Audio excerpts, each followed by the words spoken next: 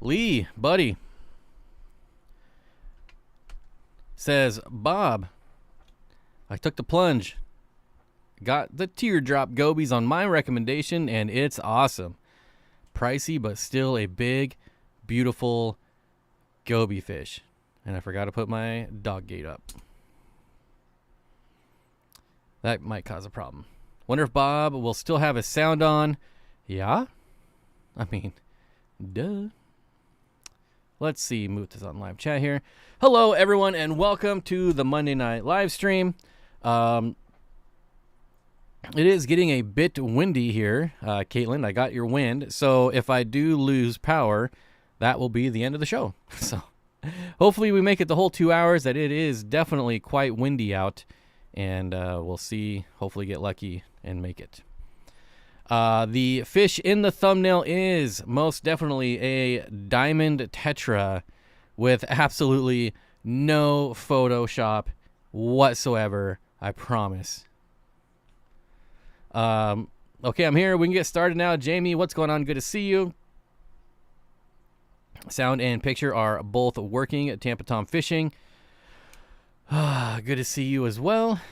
So yeah, Lee, teardrop gobies, awesome. Highly recommend them. They are expensive, for sure, but not as expensive as our fish of the week. We're gonna get right into it. Fish of the week, right here. The Tetradon shibonobonobone, or the common name, the Congo spotted puffer.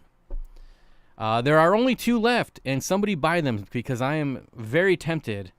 And the last thing I need to be doing right now is spending $200 on a fish. But you should absolutely be spending $200 on a fish. So if you're unfamiliar with this puffer, it is a community puffer, meaning it can go in community tanks. It can also be in groups. So if you want to get both of them, they can go in the same tank just fine.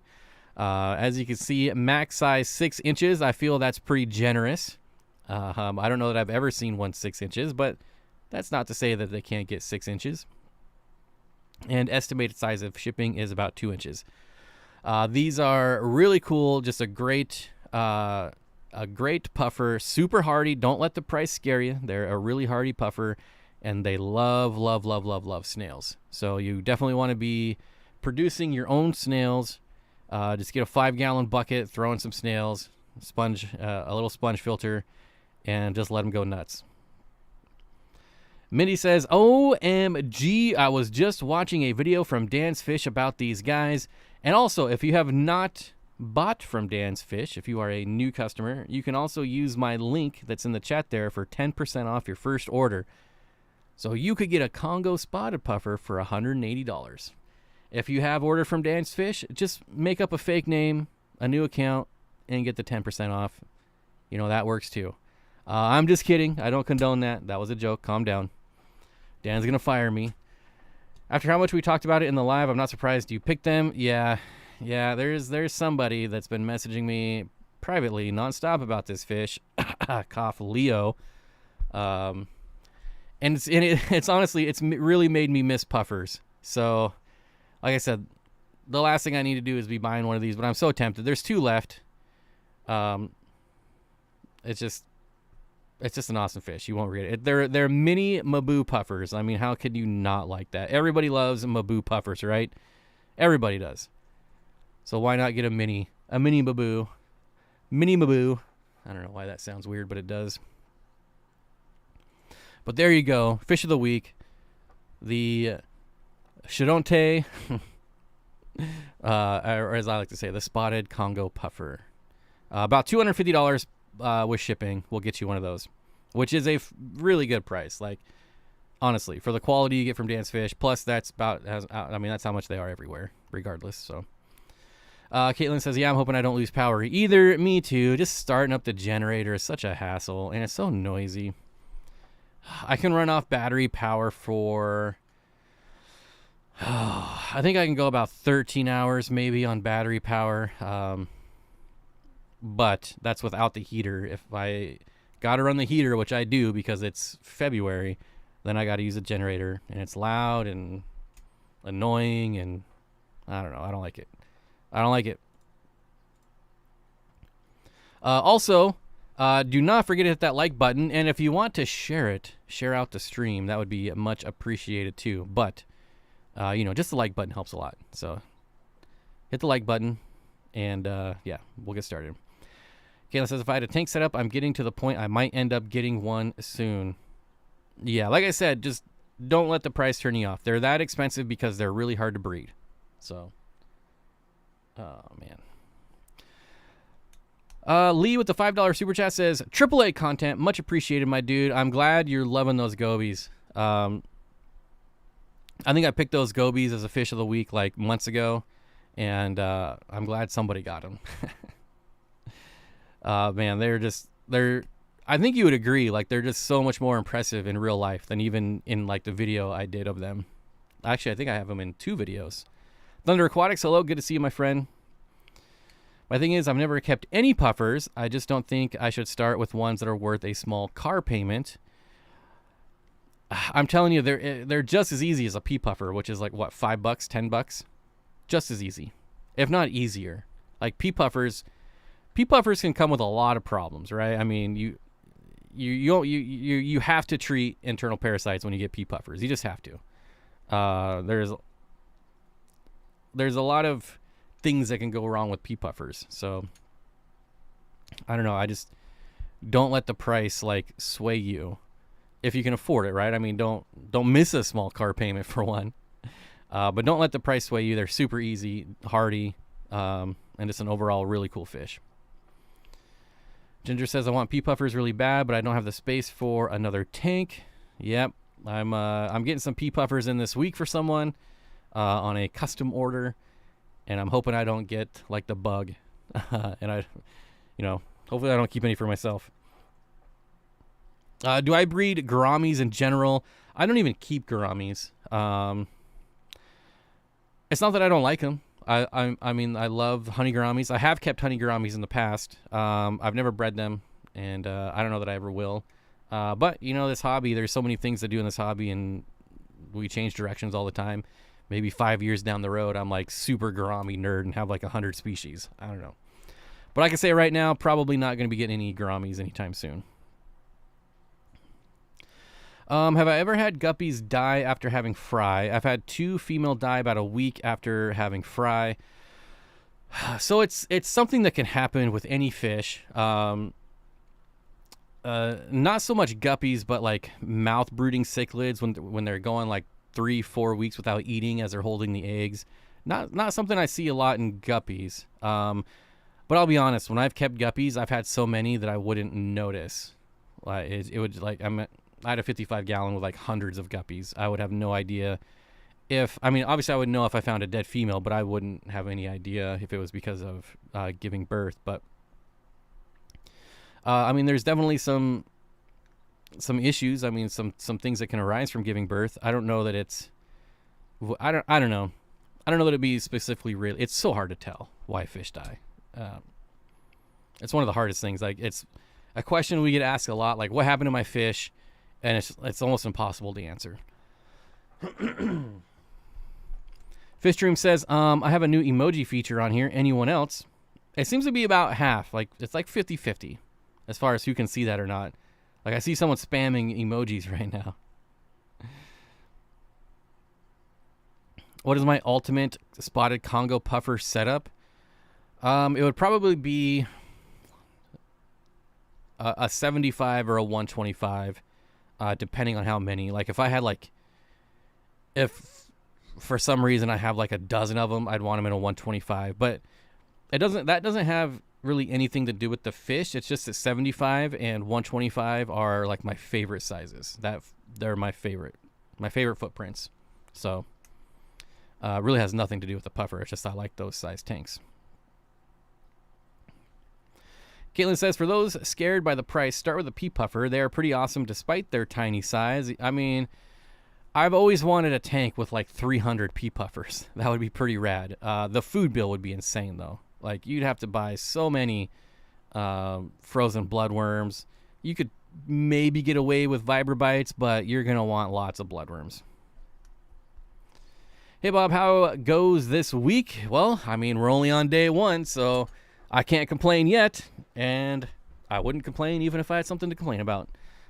So good, I guess. I was wondering, how long does it take dwarf neon rainbows praecox to reach full size? Everyone says rainbows grow slow, but don't seem to say how slow.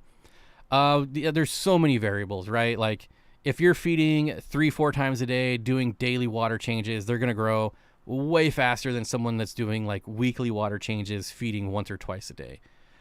So really it's so many variables. I will say that praecox rainbows are one of the faster growing rainbows. You can get sellable size in like 2-3 months on those. Where do I acquire these majestic looking diamond tetras with immense color? All right, okay, I'll tell you the secret. Get yourself some diamond tetras, take some photos or some video, throw it into Photoshop, and you'll have just the best looking diamond tetras out there. Jamie McDonald, member for 51 months. Thank you so much, buddy. He says, celebrating the best 51 months of my life. Wow. Sage, hello, how you doing? Why do my green tetras turn black internally, otherwise healthy and swimming? Do they get like black, like just blotches on them? Is that what's happening? Or is like their whole body turning black? But my grandmas are breeding and just make a bubble nests. Yeah, I mean, I don't mean to imply that they're hard to breed or anything like that. I've just never really gotten into gouramis. And that's pretty much true about any of the labyrinth fish. I can't say that word, but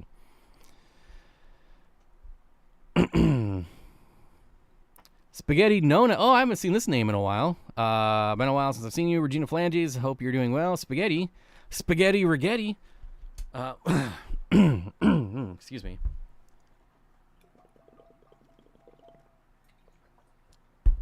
Oh, man. Snowstorm. Oh, yeah. Everyone's talking about the snowstorm. Oh, here we go. Creature says, I have spotted Congo puffers, Amazon puffers, red-eye puffers, and pea puffers. My spotted Congo's personality shines brighter than them all. And they're all awesome. There you go. I'm telling you, when I was at Dean's filming them, and he has a group of them in his tank, I mean, they're just really fun to watch. It's a really cool fish. 46 months behind Jamie McDonald. Yep. Zen Ginger gifting 5 memberships. Of course, Paul is in there. Fish Dreams, Dennis, Randy, Josh, welcome. Hope to see you next week in the member stream. Bob's all choked up. I'm getting emotional. It's just because you're here. Just because you're here. We can talk about Squatch. Oh, man. Dream Teamer. Yeah, did I change that? I feel like I changed that back. We're back to the Dream Team. Carol Cox member for 29 months. Thank you so much. My Blythe River are still tiny. Yeah, so I will say, when it comes to rainbows, Chilotharina are definitely not one of the faster growing. You can gift memberships from mobile now. Woot. Johnny says, my Sabwa Resplendens are sparring. Really enjoying these guys. I believe that would be the Rummy Nose Rasbora, which I almost like better than Rummy Nose Tetra, but I mean, Rummy Nose Tetras are... If Rummy Nose Tetras were hardier, I would like them better. But the Rummy Nose Rasbora, in my opinion, is a better fish. Going to be chasing pH with a rich, dirted aquarium. Would extra crushed coral solve the issue? Crushed coral will just make it more constant. You already have high pH water, though, right? I believe you're in Florida. I would not chase any pH. I would put your dirt in there, put water in it, and let it cycle like normal. And then, like, whatever the pH is, that's what the pH is going to be. You might see drops, but if you keep up with your water changes, it's not going to be an issue. And I mean, you could even miss a water change. In all my years of dirted aquariums, I've never been concerned about it. Y'all are the most welcome. I expect to see you in the member stream next week. Oh, snap. Johnny Dance Fish says, not a fan of rummy nose tetra. Rummy nose rasboras are way better. I agree. Can't wait to get my Corys tomorrow. What are you getting? What are you getting, Regina? Regina Phalanges. This week I am getting a Dolphoi and Panda Corys. A Dolphoi and Panda Corys. Eric Wyrock with a $13.11. Said a weird amount for a weird gentleman. Well, that's the nicest compliment I've got in a while. I'm a gentleman. Agreed, Bob. Those rummy nose rasboras are definitely on my list of fish to have. Love that denim-colored body juxtaposed with that brilliant scarlet nose. I actually have a video, a care video on rummy nose rasboras too. So if you're unfamiliar with that fish, just look on my channel and you will find a care video about them. Yes, Jamie McDonald says, don't adjust your water every water change. Let the fish adjust to your water once. That couldn't be a more accurate statement. I would never. That's one of the biggest mistakes I made when I was a newbie fish keeper. Was like, oh, this fish, it wants this really low pH soft water because that's how it is where it comes from. And so I would try to chase that, and it was the most frustrating thing ever. You're putting wood in there, chemicals that should never even be on the market, but you're allowed to buy them and kill your fish with, all kinds of stuff. When in reality, the fish can pretty much adapt to just about any water parameters. My orange laser Corys have finally started to spawn creatures. I don't know what is this name here? Creatures EA or Creature C? Creature C? I don't know. I just don't know. That's awesome though. I got gold lasers last week. I don't know if I mentioned that, and some black Schwarzsche last week. And the 186 element says, "Oh no, not pandas. Good luck." I know. I feel like I'm good this time. I don't know. We'll see. I got my fingers crossed. I've had the worst luck with panda Corys. I've killed them every single time I've gotten them, and it's not even close. I'm talking like I'd buy like 20 and they'd all be dead within a month, every single time. But I got my fingers crossed. I think I got it figured out, and it's the only Cory that I've had this problem with, and we'll see how well they do. Fingers crossed. Did you live in Washington then? Because for the most part, we have super acidic water. Anyways, did you live in Washington? Yeah, it was just an example. Just an example. I used to be really big into African cichlids and apistos. And apistos, I was always trying to lower the pH to get them to spawn. And when I stopped screwing with the water parameters, the apistos actually spawned. Hey Bob, I reskated my 10-gallon and used the same aqua clear, but everything else is new. I tested and now have ammonia. I put absorbing pad in and now it's down a lot, but what should I do? I also did a water change. I would wait.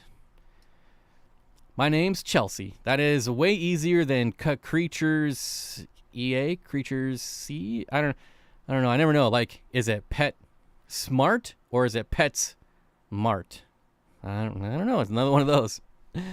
I'll probably forget your name, so don't. Creature C. Okay. I am terrible with names, so I will probably forget, so don't hate me. Legion, man.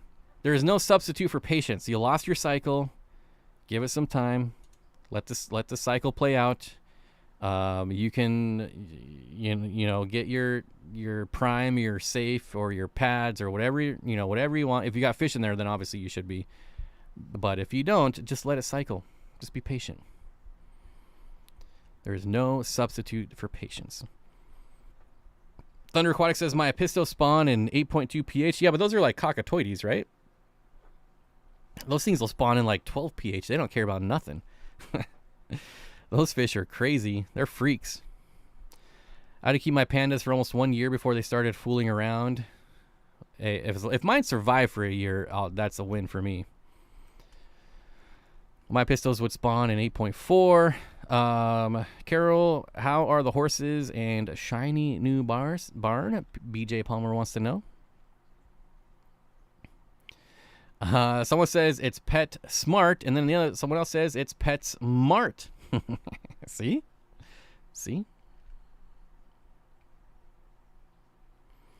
It's definitely not Pet's morale. Yeah, probably not. My PetSmart actually used to be really good a long time ago, and then all the people left and it got new people, and now it's like one of the worst stores I've ever been in. Always dead fish. The glass is just always dirty. Ugh. Now, to be fair, I haven't been there in like a year, so maybe I should check it out now. Maybe they got... But there was definitely a time when it was really good and then really bad.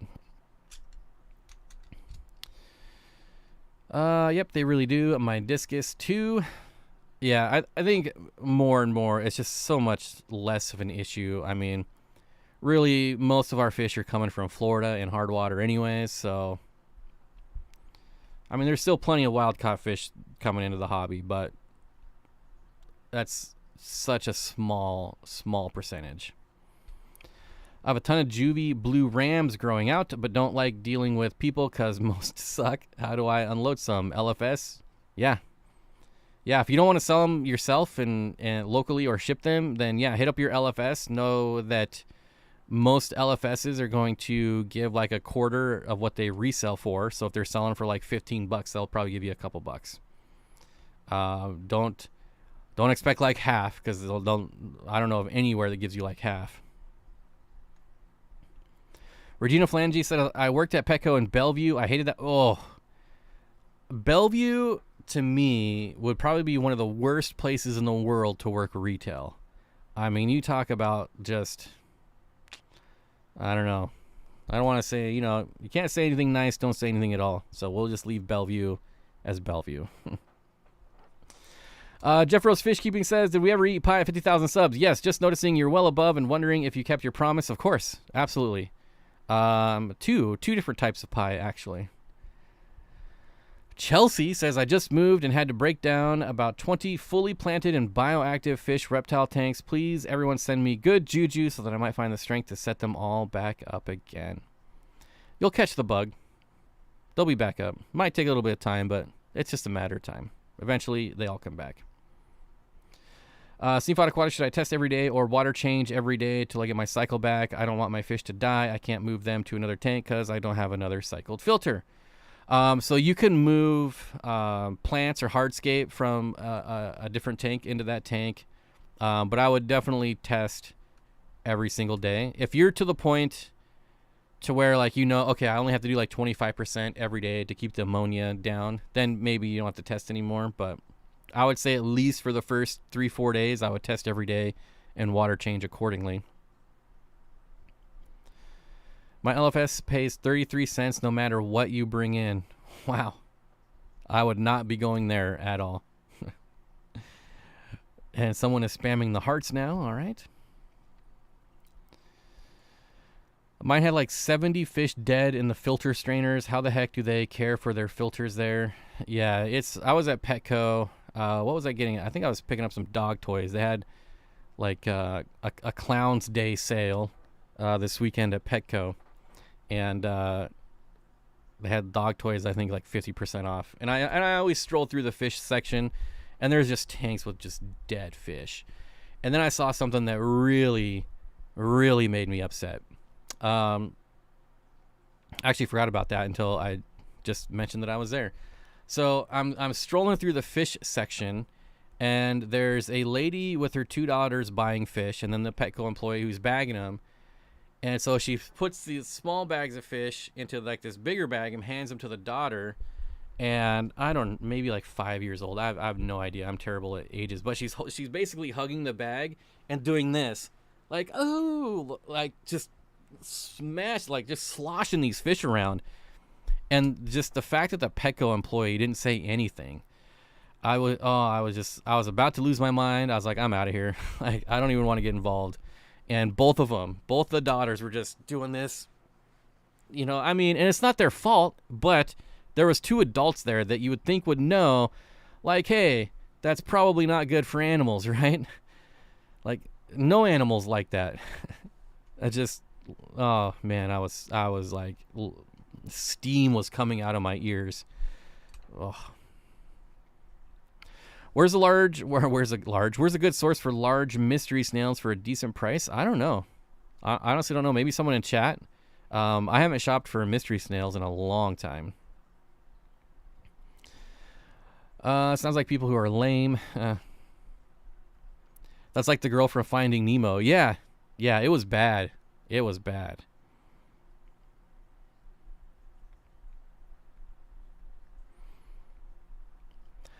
Is it normal for bacteria bloom to last weeks? Yes. Past ones have only lasted days. It can certainly last weeks. Yep. There's so many different types of, bacteria. It's really just a crapshoot. I mean, you could do more water changes if you wanted to, but I normally don't get worried about bacterial blooms. Like, they eventually go away on their own. It's not a big deal. Unless it's spiking ammonia, I really don't worry about it at all. Steenfott. Sage, how you doing? Good to see you as always. She was making oxygen for him. Oh, man. Carol Cox says Aquatic Arts has good mystery snails. Lady Roarchat says Aquatic Arts has them too. There you go. I'm going to love him and hold him and squish him. Yeah. I want to pet the rabbit, George. Can I pet the rabbit? Hey, buddy.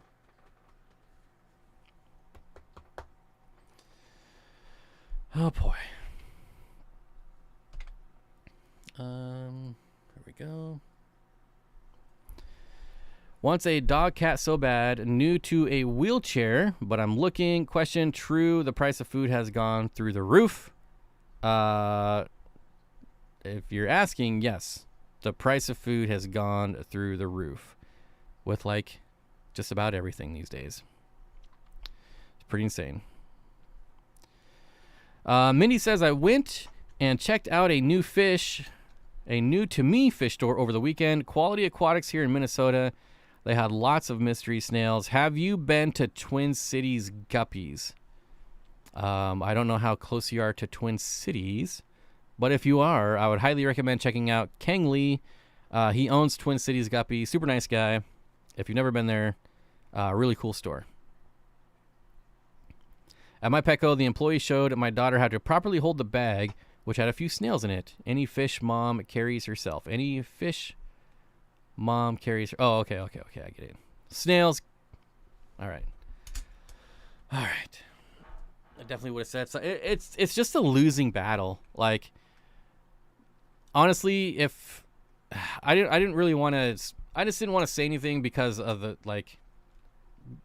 These girls are like really happy, they're getting their fish, and like just for some big oaf like me to be like coming down on them. And granted, I wouldn't yell at them, but I would like talk to the employee or the mom. But still, and the worst thing is like they were at the checkout when I was checking out, and the toys I got are already destroyed. If anyone cares, like they didn't last long. But the lady was talking. So there was the lady with the daughters that bought the fish, and then the lady in front of her, they were talking, and the lady in front of her was like, oh, I used to buy betta fish, but they just died every couple months. And then the lady with this, I mean, she probably had like 7 or 8 bags of fish between the two girls carrying them. She's like, yeah, we don't do bettas anymore because they only last a couple months too. And I'm just like, oh my gosh. Like, why is it that nobody just like, they don't even bat an eye. They're like, oh, that's just normal. Any other animal, oh, I got a dog, it lasted 2-3 months. No biggie. I just get a new one. I just got a different one. They only last a couple months.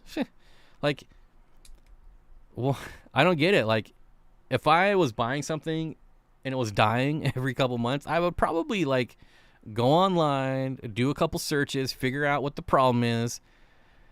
It's just like, oh man, the worst feeling is knowing that all of the fish in those bags are going to be dead within a month.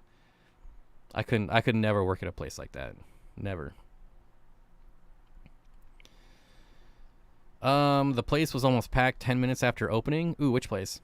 I got to meet him, and he was amazing to work with. I'd highly recommend anyone to go there and check him out, then go ride the carousel afterwards. Caitlin says, Steenfott, I finally went to GSAS club meeting on Tuesday. Got 50 plus ram's horn snails for $1. That's pretty good. Guess it's a good start if I'm going to get a spotted Congo. Got some well-priced plants too. I think I will be going to one GSAS meeting this this year. I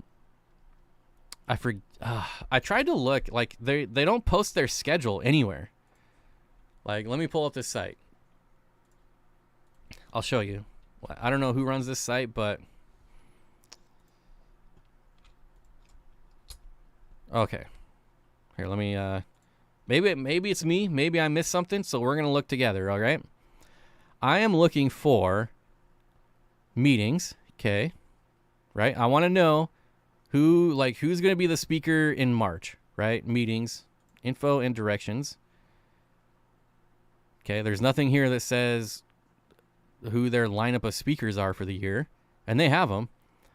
No, not going to show me there. Resources, past talks, okay. Nope, nothing here. Local sponsors, nope, that doesn't help me. Contest, no. Community, maybe? Email, no. Like, you would think that it would be a good idea. Scroll down, no. Nothing here. Like, hey, maybe we should put a list of speakers on here. We got to meet the date for the general auction. This is the big auction. Okay. Alexander Williamson just did his talk last week. Okay. But, you know, nothing. Nothing for March, nothing for April, nothing for May about who their speakers are. It's ridiculous. I don't know. I don't get it. I just don't get it. It seems like a pretty important piece of information that should be on the website, and it's not there. But anyways. Yes, Ryan, that's who I'm going for, is Hans Evers. But I would like to know what month. Is it March? Is it April? Is it May? I don't know. Like, it's not on the website. And you would think having someone as big as Hans George Evers would be like front page on the website, any newsletter, it should be like, that's pretty big news. So no advertisement for it at all. Like, okay. I don't get I don't get GSAS at all. So many things about what they do, I just don't understand. Do I see Dean? You saw a Dean impersonator. I do not believe that is Dean. You'd think they would post that. Yeah. Yeah, they sent out an email in January that showed their lineup. And it's like, I don't want to go through my thousands of emails. And even if I search, and the problem is, all their communication is done through email. So, like, any questions, general members just talking back and forth, it's one big giant email. So even if I search GSAS in my email, I would never find it. There's thousands. It's ridiculous. So, Ryan, if you know what month that is, I would love to know, because I'm gonna go there, and they all probably hate me by now. I mean, let's be real, none of them watch my channel, so it's not a big deal. Ginger Grumble, member for 20 months, and a FOTS TOTS. All right, you need cards or stickers for your channel, and then when you go to a Petco, you randomly slide them into fish items. That's actually pretty funny. I do have cards. I've got 1,000 business cards I printed off for the very first aquatic experience I went to in like 2016. I didn't hand out a single one. I don't even think I took them. But what if I just go to like Petco's and start dropping them into filters in the boxes and stuff? That'd be kind of funny. Oh man. I need to find one of those guys on the side of the road that, like, with the signs, one of those sign guys. I bet I could pay that guy a pretty good amount of money to do that. Like, I don't want to do it myself because that takes a lot of time. But that guy, he's standing out there for like $12 an hour? I could probably do that. I'll pay him for a couple hours works. Go drop my card in every single box in this Petco. It doesn't even matter if it's not fish related.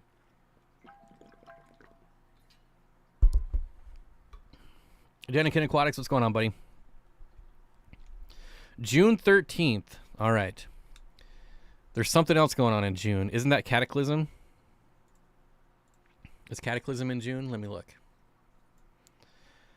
I have it posted on in my Facebook group, so I can find this pretty easily. Let's see. No, that's July 13th. Okay. Whew. That was a close call. So June 13th sounds like when I'll be going to GSAS, and I haven't been to a Seattle meeting since maybe like 2018. Maybe it's been a long time. Jamie says, I just got some upside down catfish. Do you have any tips on making sure they get enough food? Flake, any floating pellet. It's really a non-issue, to be honest. If you're doing any floating foods, you'll be fine. What? I haven't seen it snow in 10 years. Wow.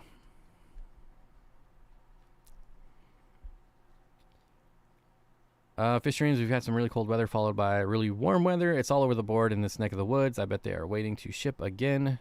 Wait, what happened? What happened, Marty? Twin Cities must be waiting for warm weather to ship. All guppies are sold out. Yeah, that's my trick. Like, everything on my website is sold out because I don't want to ship right now. Like, I've got... Let me look at my list here. I started making a list of everything I got. It's not complete yet. Where is it? Is this it? No, that's not it. Because I've got a ton of shrimp I'm going to be putting on the website pretty soon that have just been breeding like crazy for me. I've got orange. I've got really nice cherries. I've got chocolate shrimps doing well, and red rillies.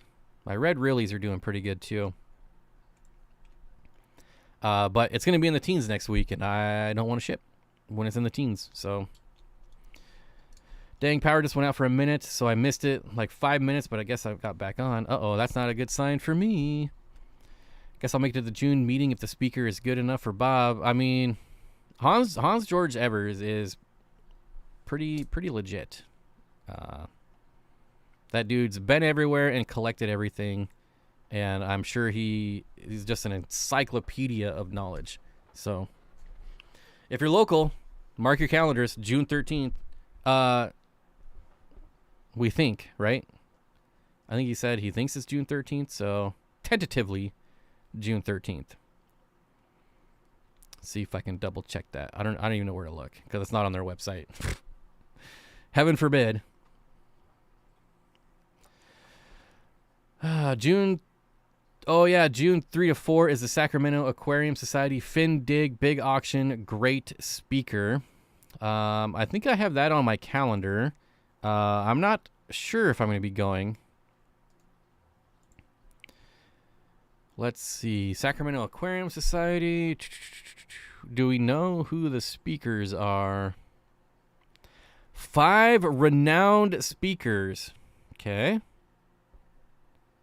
Who are the 5 renowned speakers? I see one is Joey Mullen. Oh, here we go. Pam Chin, okay. Eric Lucas, Chuck Rambo. I don't know who Chuck Rambo is, but that is a name right there. Chuck Rambo. That guy better be a badass with that name. Dick Au? I don't know how you pronounce A-U as the last name. So Dick Au, Pam Chin, Dick Au. Pam Chin, Jerry Liang, maybe? Eric Lucas, Chuck Rambo. Well, I'm jealous of that name. And Joey Mullen. All right, I'm gonna try to make it to that one, but honestly, airfare is so ridiculous right now.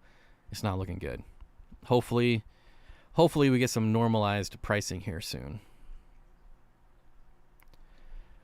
It's my dog Woodrow's birthday today. He is 11. Happy birthday, Woodrow. That's such a good name for a dog. I bet it's... What kind of dog would be named Woodrow? I don't even want to guess because I don't want to offend you. But what kind of dog is Woodrow? That's such a good name. Rambo is a cichlid guy. So is Pam Chin is a cichlid woman. So we got 2 talks about cichlids then, maybe? A Heidi ho to you too, a neighbor, James.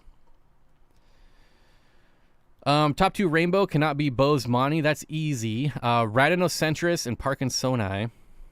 Any Radinocentris.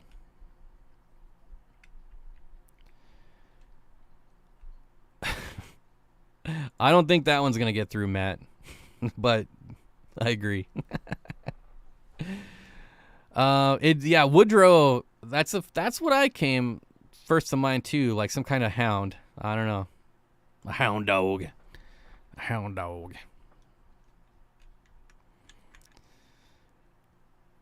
Max Power, great name, thanks. I got it from a hair dryer. What's the max power on this hair dryer? Oh, you know what? Max Power, that's a good name. Fish Dream says, I have a Bergillion Bloody Mary shrimp I'm going to learn to ship this year. Oh, it's so easy. So easy. Shipping shrimp, it's almost as easy as shrimping snails. I don't know. Is there any live aquatic animal easier to ship than snails? I don't think so. Next up would definitely be shrimp. So easy. And they sell so fast, too. Really fast. Saturday speakers are mostly local, I think. Vendors on Saturday. Sunday is the auction in Joey. Free admission Sunday. $25 Saturday. Oh, burn, Joey. Burn. It's free to come see Joey, but the other speakers you have to pay $25 for. Ooh, sick burn. Sacramento Aquarium Society. Sick burn. He does have floppy big ears, a black and white Cocker Spaniel. I almost said Cocker Spaniel. He looks like a little Holstein cow. Man, I almost said Cocker Spaniel. Don't think I've heard of any of those people. Paul is world renowned, apparently. Apparently we need to get him speaking. Need to get him on at Talks. Guppies are the easiest fish to ship. I think any nanofish is insanely easy to ship. Why is this all loosey-goosey? There we go. Any nanofish in general is really easy. I call them the Prez. I mean, I don't know that I would... Anyways, not going to go there. Oh, Woodrow Wilson, you poor bastard. Guppies are the easiest fish to ship.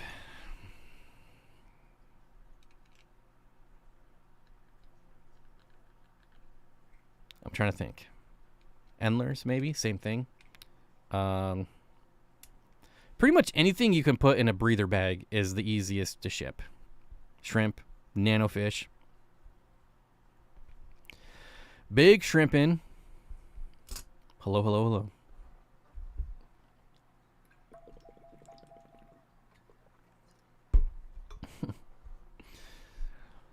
hello. White clouds or Danios are probably the easiest fish to ship because they are so hardy.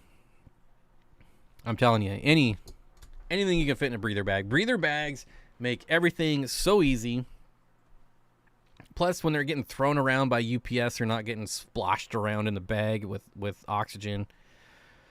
Rice fish, since they can go so cold. Yeah, I was thinking about like cold water fish too.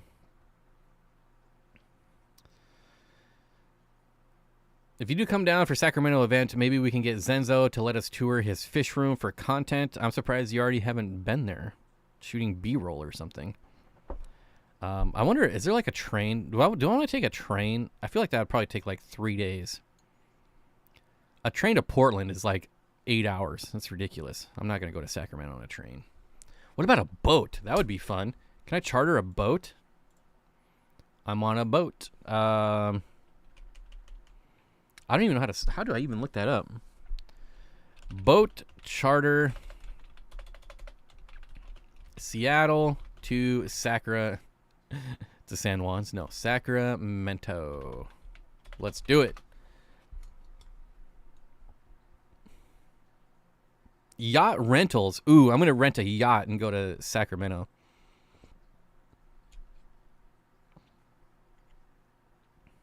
All right, I'm going to start a GoFundMe. I wonder how, so rent a yacht. I could charge admission for people to ride my yacht to Sacramento.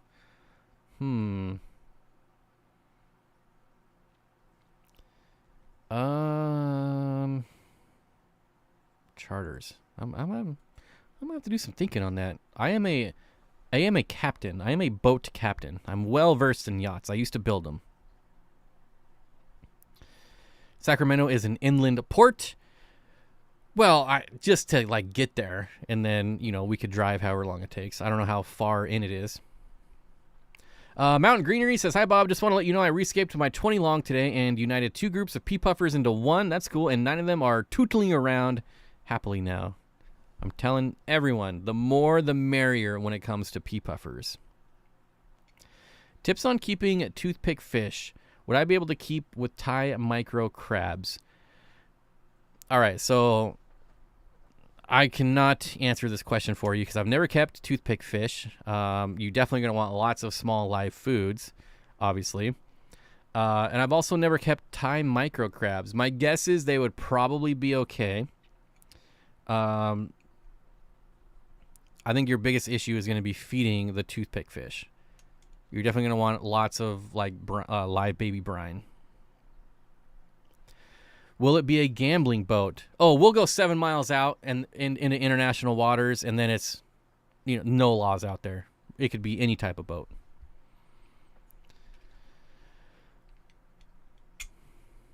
See, told you, YouTube millionaire. No. I've been looking for Parkinsoni rainbows anywhere. Any tips? Ooh, where have I seen Parkinsoni rainbows for sale? Honestly, the only place I could think of is maybe the wet spot. Let's go rainbows, Achilles.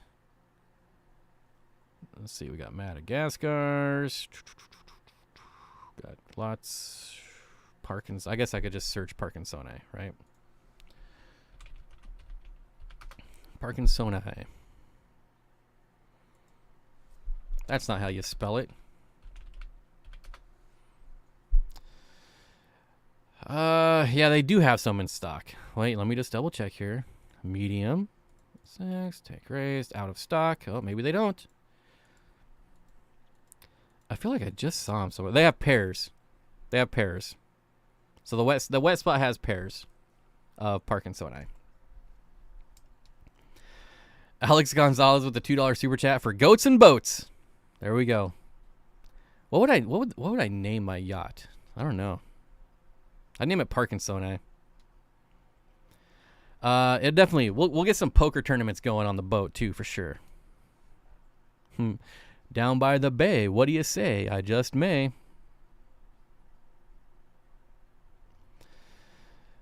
Oh yeah, here come all the Lonely Island references. Okay.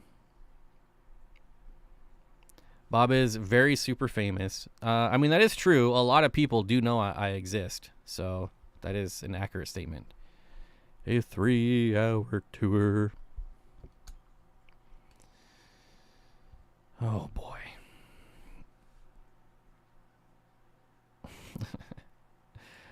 Legion Aquatic says, you can't find Parkinsoni rainbows because they are so ugly and no one wants them. I think he just proved you wrong there, buddy.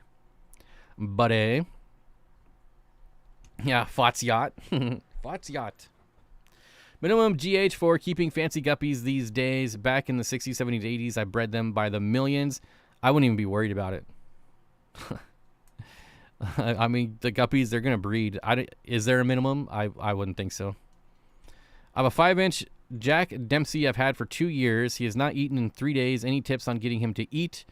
I would try live food. If you don't have live food, I would try frozen food. If you don't have frozen food, I would try freeze dried. Where's it? There it is. There you go. Freeze dried food. It has quickly become some of my favorite food. Fish go nutso over this stuff.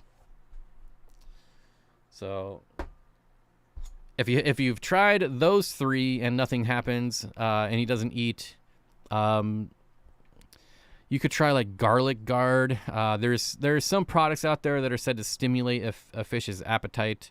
But also, I would be more worried about disease and trying to find something that may be wrong with the fish if it's not eating. He sent super chat. Got Etsy order sharing the wealth. What?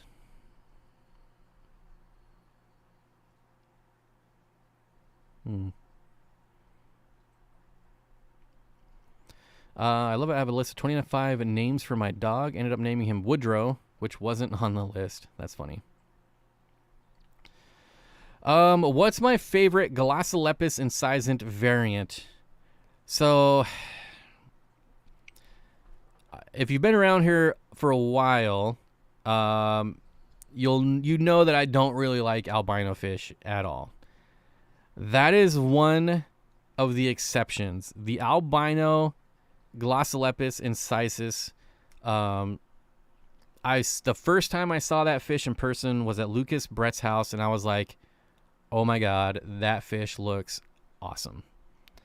And it's really an impressive fish to see in real life. So I'm going to go albino, which goes against everything that I've ever said, but I'm telling you that the albino incisus looks really, really cool. James says, Bob, I can't keep guppies alive anymore. My GH here is now 0. I would ask where you're getting guppies. It's pretty well known that guppies from farms, wholesalers, importers, exporters are just trash. I learned this the hard way. Dan from Dan's Fish has talked about this multiple times. It is so hard to keep guppies from wholesalers and importers alive. When I was ordering them, they almost died every single time. If I got guppies locally from breeders, much better luck. So I don't know if you know any local breeders, if you have like an aquarium club, that's where I would go. I would try to find someone local that's breeding them. Just got 6 Parkinsoni from Dave's Rare Fish in San Antonio, colored up and shoaling. Oh, that's probably, actually, that's where I saw him, right?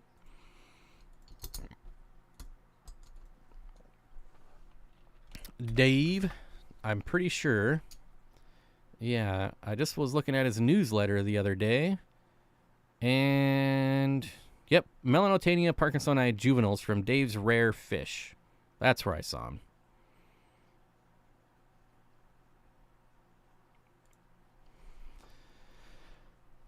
Bob hates albino Oscars the most. I mean, I wouldn't say I hate them, but... Does Aquarium Co-op have a new bubbler thing for sponge filters? I did not see it in the store. You mean an air pump? They've had an air pump for a while. It's just been out of stock, and they just got more back in stock. Their air pump is insane. I need to buy one. It's really good. Really, really good. Would it be okay to put chili rasboras with a couple pea puffers in a 20-gallon? Ooh. I can't say one way or the other. I feel like there's definitely someone out there keeping micro rasboras with pea puffers just fine. And then I believe that there's probably someone out there who tried it and they got slaughtered. I feel like that could go either way. I would hate to say yes and then just have them all get killed. It's probably something I would try myself, but I don't know that I would be like, yeah, they'll be just fine. I don't know that I could say that. I hope my LFS will take Limia Paraguay. I have about 50, maybe more, 1 male and 2 females. Holy smokes. From 1 male and 2 females. Limia might be a hard sale. I would be willing to bet, like, if you walked into 100 local fish stores, maybe 10% of them would even know what Limia are. This is one of the most surprising things to me when it comes to local fish stores, is the lack of knowledge of the different types of fish. It's pretty crazy to me. I don't know why. It just is. Johnny, when will you guys start selling either black rams or Apisto pairs? I'll be selling Apisto pairs when I breed them. My cockatoides are breeding right now. I finally got myself a female, and it didn't take them long. So they're doing the dance. I haven't seen any eggs yet. I put in a bunch of caves over the weekend, and hopefully by this weekend I'll have some eggs and maybe even some fry. We'll see. Bob just did a water change on my puffer's tank. He wasn't too happy about messing with his home. That's how you troll them. You move their decorations around. They get really antsy about that. I seen some pink thing on the uplift tube of the sponge filters in Corey's fish room, and I don't know what it was. That's where the airline gets plugged into, and it's instead of it going inside the tube, it goes on that ring and then goes in the tube and uplifts it that way. It's supposed to provide more uplift, but I don't know how that went. I know he was trying them out, if I remember correctly. We talked about it once like a year ago, and I kind of forgot about it. Caitlin says, I was planning on making a co-op run tomorrow anyway, and based upon this weather, I will probably pick up a new air pump. Yeah, if they have it, I would highly recommend it. It's like 20-some bucks. Be the best 20 bucks anyone ever spent.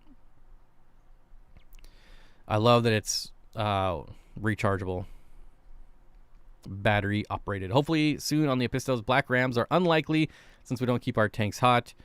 We do have a hobbyist breeding them at lower temps though. Yeah, it is like, it's a little prototype thing that they were working on, and honestly, I haven't heard anything on it in a long time. So I don't know if that means that it didn't go over well or what, but Johnny Dance Fish says, we are shipping to Canadian cities now. Smaller towns will have to wait until spring, summer. There you go. Yeah, I think I announced that last week. Shipping. Oh, I made a post on it somewhere. Probably my Facebook group. I don't know. If you're on Facebook, come join my group, Steenfott Aquatics. Search it. Answer the questions. Join it. It's a lot of fun. Bob pranks his fish on April Fools by moving their decorations. It's just good. It's just good all around fun. Like, I mean, everyone likes to, you know, change up their room every once in a while, right? A little remodel here and there. Just ordered a couple air pumps today, nearing completion of my co-op infinity tank. Nice. Amissa says, Leo, I got a nice pair of Episto Agassizi double red from the wet spot a few weeks ago. That's where one of my Epistos came from. I bought a pair of Epistos from the wet spot when Corey and I were down there, and they were both males, which happens. Best group on Facebook besides the co-op? Oh, how dare you. How dare you. Mine is way better. Way better. It's a lot easier to keep up with 1 or 2 posts a day than 1 or 200 posts a day. Best way to feed a carnivorous pleco in a cichlid tank. Have ravenous severums, dempseys, and oscars. Was thinking rapashi under wood. Definitely rapashi, but feed at night. That's probably the best thing. Feed at night when the lights are out. Do I think rummy-nosed rasboras are as hardy as harlequin rasboras? I would say, if not, it's pretty dang close.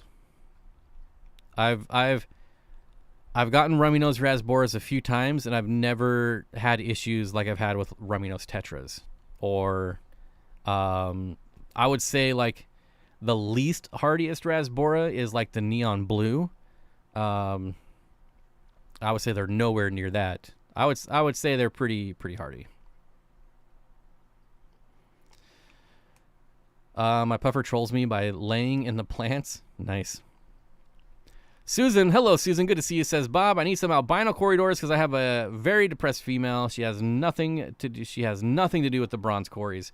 Yeah, I talked about this last week, right? When we were talking about mixing species of Corys and how Corys, in my observation, are way happier with their own kind. Yeah. I don't know what you have like as far as LFS in your areas, but usually albinos are pretty popular and available. But it's gonna be a long time before I have any fry grown up to sell. All right, who else new? Wish I knew who else bought the trout goodiots for trade for males. I have all females. I have all females too. Johnny at Dan's. I forgot to ask what you guys were feeding the toothpick fish. I am hatching baby brine. When I was there, they were feeding baby brine. Oh, and then he says baby brine. I actually, not only did I get to see it, I got a video of it. It's on my channel. It is a 2-hour video though, so might take a while to find it. But yeah, baby brine. Bob, my puffer trolls me by throwing sand on the sponge filter and biting the Amazon sword. Okay, I'll check with LFS. I mean, there's plenty of places selling albinos online, but I feel like if there was any Corys that I would buy, even from like a Petco or PetSmart, you know, let alone an LFS, it would be like an albino or a Paleotis. I mean, those things are pretty much bulletproof. I would say it's even hard for like Petco to kill an albino or Paleotis. Darren says, hey Bob, what's cracking this week? I'm getting some new Corys. I'm getting panda Corys and a Dolphoy Corys. That's what's cracking. Crack-a-lackin'. I stumbled upon your video on water skinks while doing some research on those interesting creatures. Are you still keeping them? So they bred for me twice. And then the male killed the female, so I only have the male left. But I do still have them. No longer in that 55 gallon. I have them in a 40 Exoterra. So the front opening with a little water feature in there. And he's just there living out his days. He's probably got 5, 6, 7 more years to go. If I could find a female, I would definitely try again. And then I would provide more hides. So if you notice in that video, there was only like one hide, and I think that was my mistake. I needed more hides for the female. How cool are the black Corydoras, Bob? They are super duper cool. I can see why they fetch a $30 price tag because they are pretty sweet. I can't wait to start breeding them. The ones I got are about a little over an inch, so I got a ways to go. I did get some about 2 months ago, and it was one of those batches where I got like 12 and only 4 survived. So I do have like 4 that are breeding size already. So eventually I'll start getting those going. Thoughts on Corydora's Pantanalensis. Probably one of the best looking Corys out there. Going to be listing some tomorrow probably. Oof, what are those going to be, like $100? Do you already have a listing on the website for them? I'll bring this one up so people can look at it. It is such a pretty Corydora. Corydoras. Let's see. Go over to here. Oh yeah, this is a really good looking fish. Really, really nice. Very expensive though. Very expensive. Images. Yeah. So you'll see, I don't know if you can see. Let's blow this up a little bit. They are sexual dimorphic, so the females basically look like just a gold green Corydora. The male, so the male is the one with all the color. The females, pretty drab. Let's be honest. But the males look amazing. Yeah, a female. I mean, that green sheen is still really nice, don't get me wrong, but the males are where it's at with the Pantanalensis.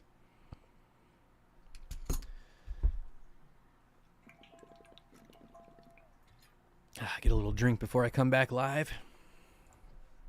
Bob, for a pair of Apistos, is 2 Apisto caves good enough or more, and is a trio better? So Apistos are... you can't just buy a male and female and expect them to spawn. If the male doesn't like the female, or if the female doesn't like the male, they're never going to spawn. They're never going to get along. So if I go back like 4 or 5 years ago when I was breeding multiple species of Apistos, I was buying them in groups of 6. I would wait till a pair paired up, and then I would sell the other 4 back to my local fish store. It's costly, obviously. I mean, you lose money because you don't sell it back for the same price you paid for it.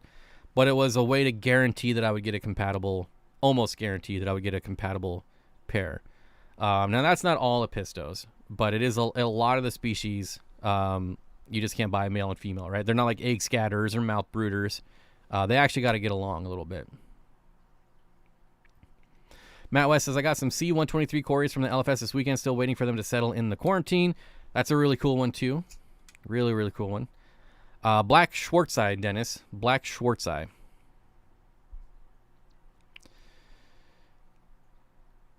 Those are hard to breed. Those are breeding colors. Yeah. So, again, the males are only going to get, like, super colorful while they're breeding. So, the Pantanalensis is... It's a really cool Cory. Really expensive, but it's not really cool all the time. So it's kind of, I don't know. It's definitely one I'll keep at someday. Like, it's on my list for sure. I want all of those.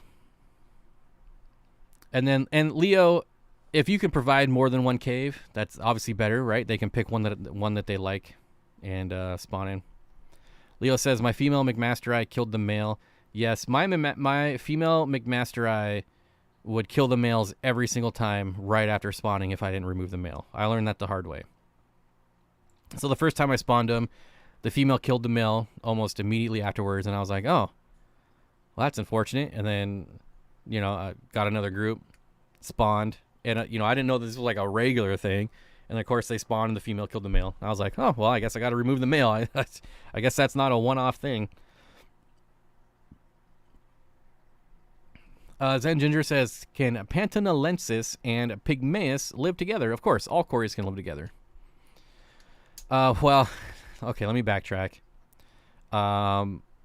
There are some that cannot, but for any, like 99% of them can all live together.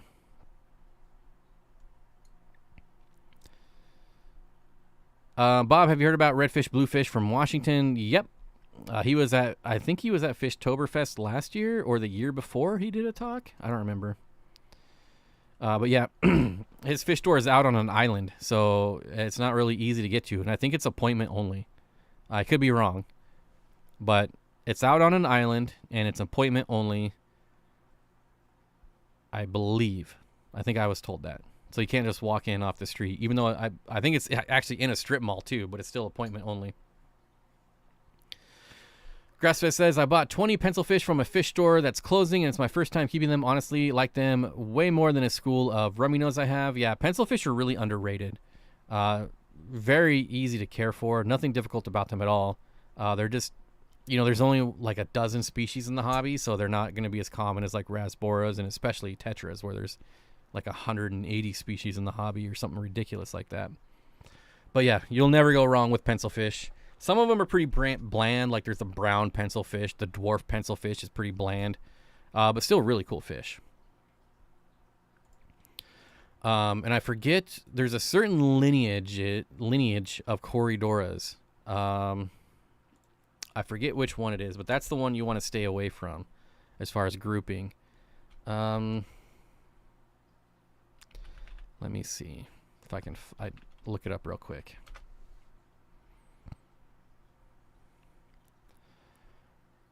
The one time Mitchell Broom is not here. Let's see.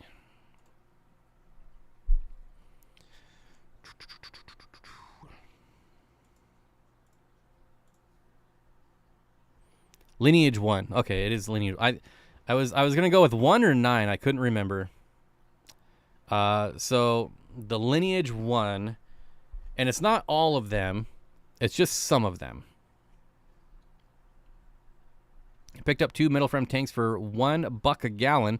Has lids and all pretty cool. Now I got to figure out how to never get electrocuted.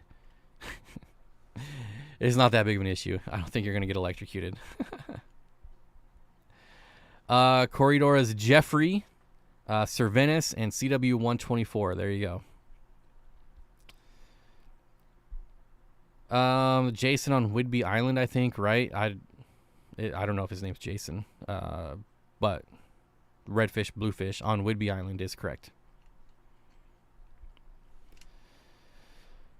It's on a historic farm converted to shops. I mean, that just does not sound like a good idea. Grassfed says, I got my pair of Epistogramma benchi from Jason. He's got good stuff. It just doesn't make sense to me to open a fish store and then do it by appointment only, and then to also put it on an island. And it's a small island too. It's not like Hawaii, you know. We're not in Maui here. It's just a really small island. So I don't know. Like, I kind of think like it's more of a fish room that he sells and ships fish out of. But if that's the case, then that makes total sense. It's basically like just a fish room that he has, and sometimes lets people in to buy fish. Matt West says, I really like Beckford pencilfish. They color up nicely, are easy to find, and are inexpensive. Yep. Probably one of my favorite, or if not my favorite pencilfish when you consider price and availability and things like that. Obviously, like the coral red pencilfish is one of the best looking fish in the hobby, but it's also very expensive.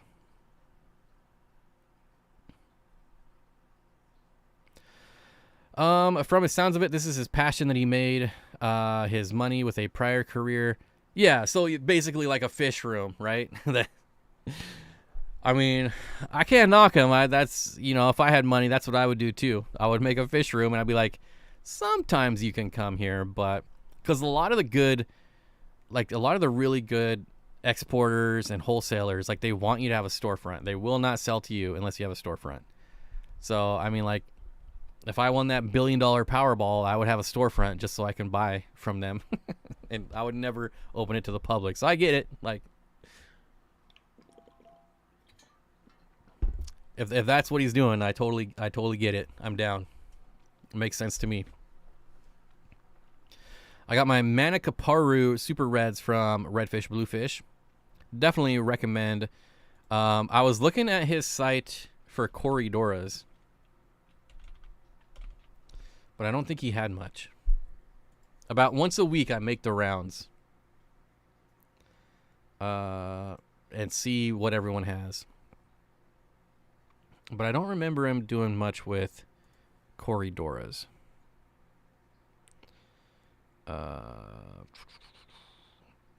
Where's the search? Oh, way up here, obviously. Corydoras. What do we got? Yeah, Virginia Agassizii. Oh no, these are all sold out. So, I hate that. I hate when sold out items are at the top.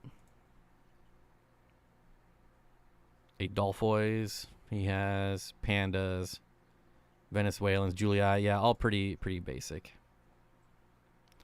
Now his Apistos, he's got some really rare Apistos. I think he has, that one that's like $150 a pair or something ridiculous. I don't know. Bob, your thoughts about a smallish Cory that would pop for a black substrate besides albino? Habrosis. Habrosis or Hastatus?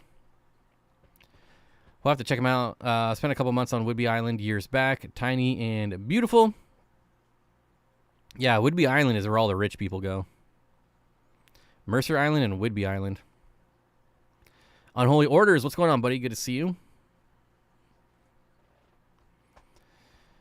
Is that the long-nosed ones? Yes, Zenny, the long-nosed Corydoras. Have Pseudomygale luminatus fry raising in Java moss shrimp tank after moving the parents, trying to feed golden pearls but haven't seen them eat it. Maybe they are just living off of microfauna in the tank. It's possible, and it's also, you know, I mean, golden pearls is pretty small. It may be something like maybe if you're in the room, they're just really skittish, and as soon as you leave and they get comfortable, and they might start eating. But if you've had them for more than a day or two, then they're definitely eating something. So I would keep putting golden pearls in there, because that's the almost what I fed my rainbow fry exclusively. We'll have to check them out. Spent a couple weeks on. Okay, they got lost in the mail for a week and showed up in great shape.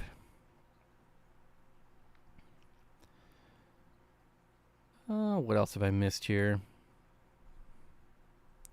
The Pantandensis will be $60. That is going to be by far the cheapest price I've ever seen on those. I know of one other place that's selling them right now. At least they were last week when I was making my rounds on the internet. Let me see if they still have them. Let's go down here.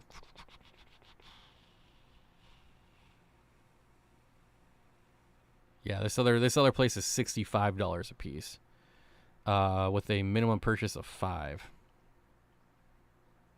$60 is a really good price. The Wrapped in Flames Cory they have for $200. Yikes. Corydora's Hephaestus. This is probably the most expensive Cory in the hobby right now. I'll pull it up. Let you all take a look at it. It's called the Wrapped in Flamed Cory. And we'll go back to here. This right here, the Hephaestus. Hephaestus. I don't know. Wrapped in Flames Corys. Obviously, we can tell why it's got that name, right? And I'm pretty sure this is the most expensive Corydora in the hobby right now. This is a really good picture right here. I mean, this is a really cool looking fish. I'm a little suspect. There might be some shenanigans going on with this photo as far as color enhancements, but more expensive than the Vulcan? Yeah, Johnny. So these hit the market at about $500 a piece about 6 months ago. They're already down to about $200 to $250. Vulcan Corys I've seen for as low as $175 recently. So I think I even saw some Vulcans for $150 not too long ago, which is the 111. But yeah, these were about $500 just a couple months ago. Rare, really, really rare. I think there's maybe 3 people in the States that have this fish. So, pretty cool. Pretty impressive looking fish. If they actually look like this, I'd want to see one in person. But Nancy B says no one ever photoshops fish pics, Bob. Exactly. It's one thing if you're photoshopping to try to clickbait a thumbnail. It's another thing, like, if you're posting pictures to, like, websites and stuff, like, this is what this fish looks like. Like, that's an informational site, so it probably shouldn't be photoshopped there. But screwing around on a thumbnail, I should see if Rob McClure has any to sell. Yeah, you should see if he has anything else to sell. I would like to buy some Corys from him. He doesn't like me for some reason. I don't know what I did with him. Maybe I hit on his mom or something. I don't know.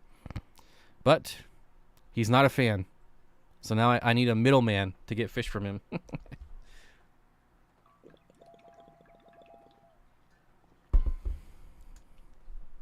Yeah, what's Photoshop?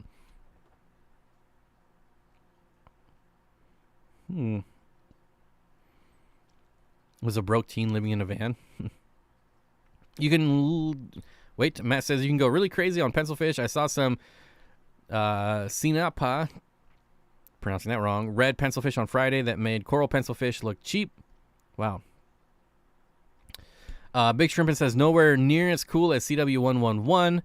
I think if you see CW111s in person, I think you'll be a little disappointed compared to pictures you've seen on the internet, but they're still really cool. Like, you can't deny it. Still one of the coolest, if not the coolest, Cory out there. My rummy nose rasbora males are brawling at this point. Johnny, any other Corys hitting the site? Any other super secret fish I should know about? That should be first in line for? I don't think I've checked today as far as if there's any new Corys added to the site.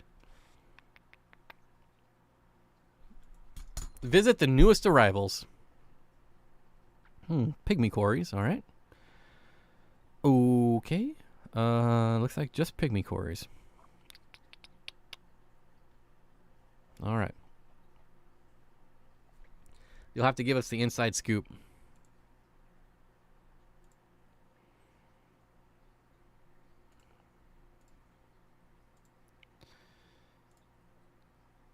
A copyright claim was created. Okay. San Jose, California, $35. Pantanalensis, Joe's Aqua. What dorsal longfins do you plan to breed? What dorsal longfins do you plan to breed? What? San Jose, California, $35. Joe's Aqua.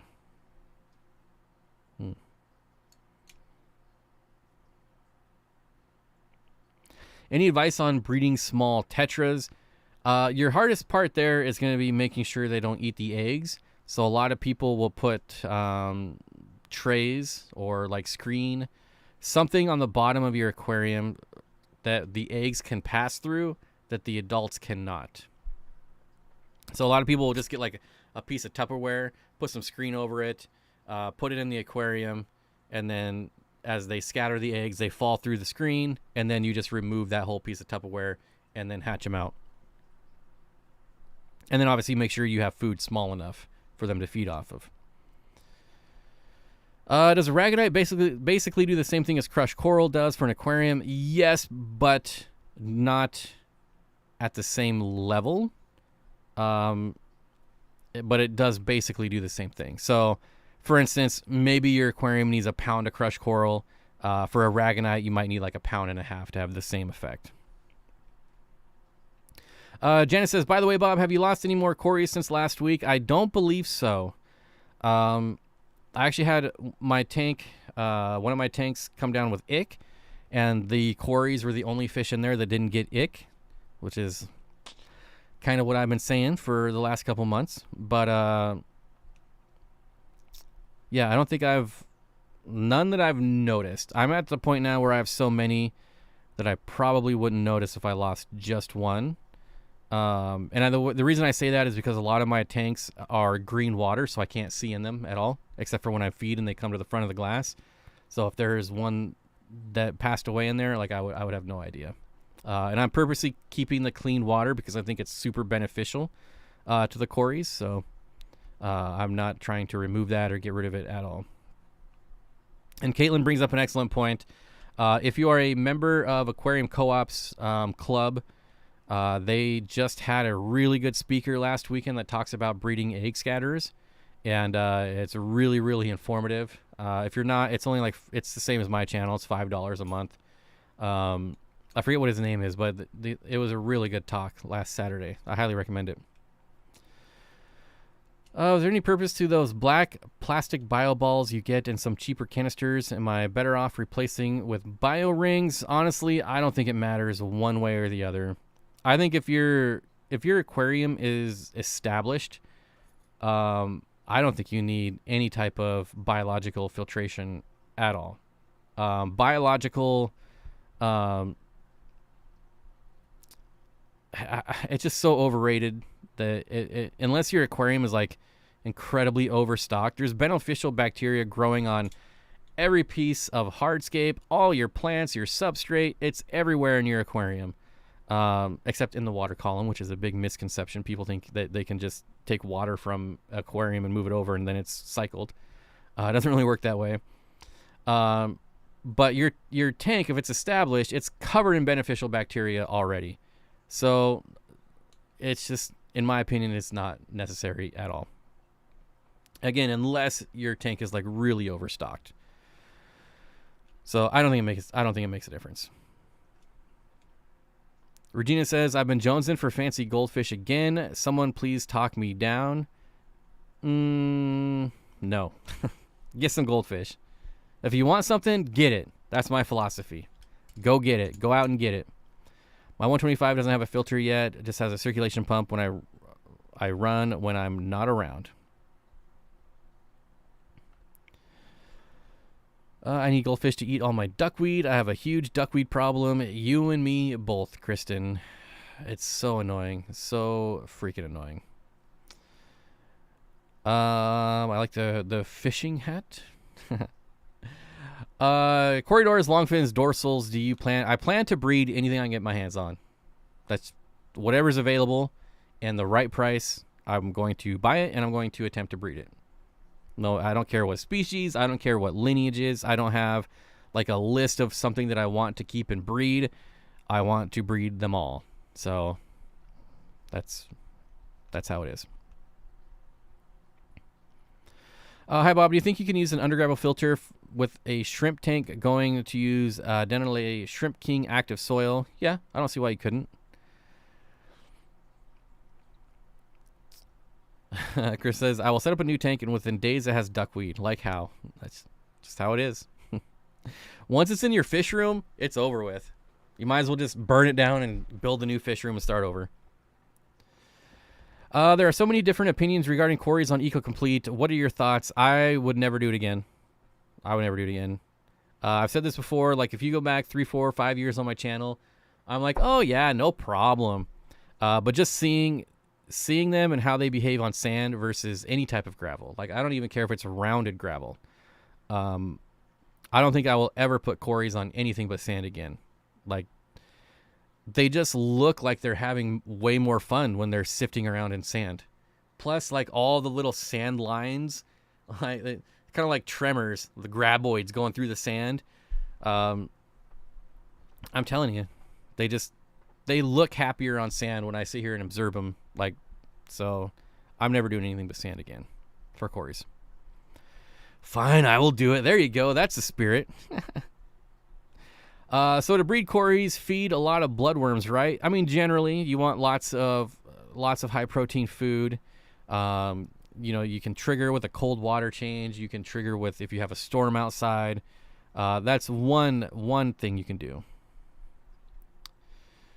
You're a crazy man. Any Cory, you got to hook up with Jerry Jost. Yeah, I've watched a couple of his fish room. People who have toured his fish room. Yeah, I will not discriminate when it comes to Corys. I mean, obviously, I have some that I like more than others. Like, I really love my semi-aqualis, but I'm not in any much, like, my semi-aqualis versus, I don't know, like my stir-buys. Like, I'm not trying to breed one before the other. I'm trying to breed both. So, yeah. Ginger Grumble says, I don't use sand. Mine are super active. Yeah, I'm not saying they're not active. Not by any means. Would Corys eat adult shrimp? No. None. Maybe some. Maybe like a Brocus splendens or one of the big ones. Maybe, but I would highly doubt it. I've never seen a Cory go after an adult shrimp. I mean, if you went like a week without feeding them, I mean, I don't know. Maybe. John says extra sponges is the best media for canister filters, extra mechanical and biological all in one. See, the only thing I use is biofilter. I have a gigantic bag of biofilter. That's the only thing I put in my aquariums. I only care about mechanical filtration. I've got plants, I've got pothos, I've got beneficial bacteria growing on all of the plants, all of the pothos, all of the hardscape. Like, it's usually a non-issue. If your tank's been set up for longer than 6 months, it's usually a non-issue. Let's be honest. My chat has frozen here. Gotta reload real quick.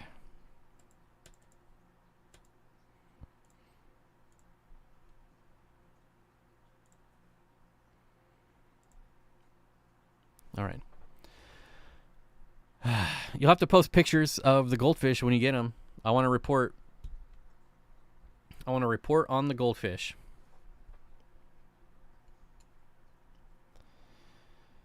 Oh, you crazy, crazy man. So, yeah, so Dennis, so my goal is to breed 24 species of Corys this year. That's it. I don't have a goal to breed specific species. That's just my goal. And then where I go from there, I don't know. How many species of Corys do I have now? I don't even know. This is why I started making a list. I haven't finished it yet, but I started. I'm going through my water changes this week, and I started yesterday making a list of all the Corys I have. Barbados Corys. I did buy some. They all died. So I was not successful. Kristen says only 24. What? No. That's the goal. Like that's like the minimum I want to breed this year. 24 species. Like if I can breed 40, then I just shattered the goal. That's the minimum. Like I don't want the goal to be 50 and then only breed like 30 and then I'm like, "Oh, I failed." Which I mean obviously I didn't, but Mindy says thoughts on the neon green rasbora. They are my all-time favorite rasbora and one of my all-time favorite fish. I've been trying to read up on nanofish lately and came across these little guys. They are amazing. The green kubatai rasbora. I don't know how to pronounce it, but yeah, the neon green rasbora will always be an all-time favorite fish. If you get like any sizable group, 20 of them, they just look so good. So good. And I know some people like old Zenny didn't want to get them because the plants are green and they're green. They are so good. Like the neon green does not wash out in the green plants at all. They still look amazing. Do you have any rainbows currently? Oh yeah. I mean, technically, I probably still have more species of rainbows than I do Corys. I just don't have like groups. I have like a lot of one-offs at this point.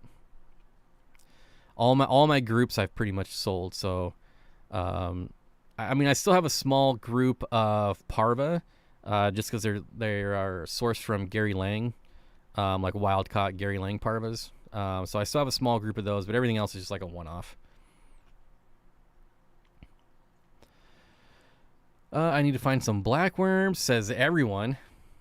Yeah, he's aiming low to ensure he succeeds. You got to set the bar low. You know? I need to get some banana worms too. Johnny says I'm so hyped on banana worms. Nancy says I ordered banana worms for my rainbow shiner fry. Yeah. I need to at least get vinegar eels. Like, I think Danny has a colony of vinegar eels, so I might steal some from her. At least she used to. I don't know if she still does. Grassfest says, I wish I could breed my Habrosis Corys. I'm a little more focused on Apistos breeding right now, though. Habrosis are supposed to be one of the easier ones to breed, at least, if you ever decide to focus on it. Good to hear, because I thought maybe they would look cool with chili rasboras. I mean, chili rasboras, phoenix rasboras. Honestly, you can't go wrong with a rasbora. But still, those neon green rasboras just... And it's one of the fish that really does look better with the more you have. Like a rummy nose tetra looks like a rummy nose tetra, but if you buy like 3 neon green rasboras, they're not gonna color up, right? They're not gonna be happy. If you buy 20 of them, they're all gonna just be bright green.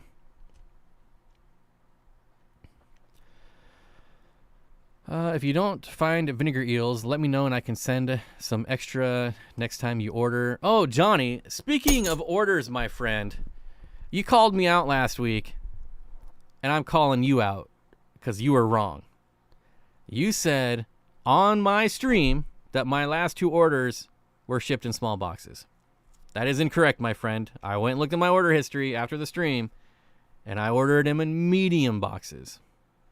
I don't even know what we were talking about. I just know you said that I ordered small instead of spending the extra $7 on the medium, and I did. I did upgrade to the medium. Both my last packages were in the medium box. Thanks for reminding me of that. Just saying. Not that I'm someone to say I told you so. I would never do that. But they were medium-sized boxes. Micro worms are great for baby Corys. Yeah, I haven't done micro worms in years. I need to get them going. CWC2s are in 1-cup bags. Now that I think about it, I was thinking small. Just saying. Like I said, I'm not gonna say I told you so. You know, that's not what I do. But just correcting a friendly mistake is all. Maybe there were some mediums. That's kind of funny. Oh, man. It's mediums. I gotta start thinking big, Johnny. Johnny Drama. How do I stop roseline sharks from terrorizing each other? I have an evil one who chases the other four constantly. Shamu aquariums. If you have a large enough aquarium, I would suggest getting a couple more. This is kind of a good rule of thumb with most schooling fish, which Dennis and barbs are schooling fish. If there is aggression or fin nipping like that, usually increasing the number of the school helps. You see this a lot with tetras, barbs, not so much with rasboras, but there's just a lot of fish that if you only have, like, if you have under 10 or even under 6, that they'll just be fin nippers.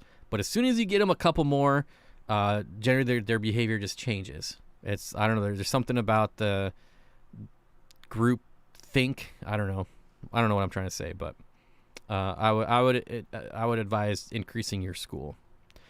And if he's still a jerk, I would just punch him in the nose, teach him a lesson.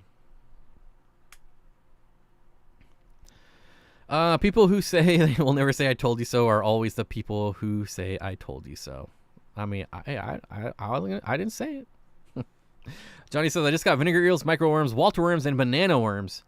Vinegar eels are just so easy. Like, they're just, I mean, a set it and forget it live food is hard to beat. I love my vinegar eels.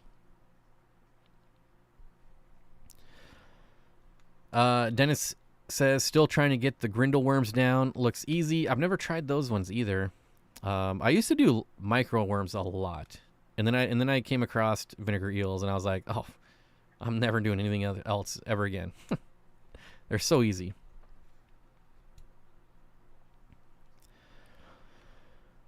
And I will let you know. Johnny says, my maricide fry, I have some maricide fry that are loving banana worms. My buddy has kubakai and male guppies, and oh my goodness, with 50 red Venezuelans. How many rainbows would you put in a 125? Kamakas, parvas, praycocks? I mean, I would start with a dozen of each and go from there. Are you one of those guys that are good with Daphnia? No.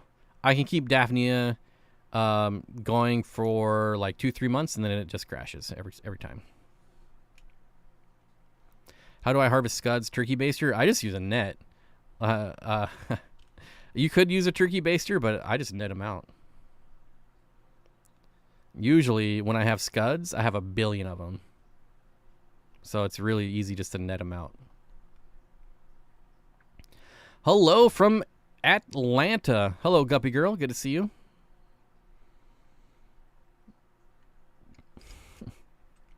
Oh my gosh. All right. Oh, I'm going to slouch.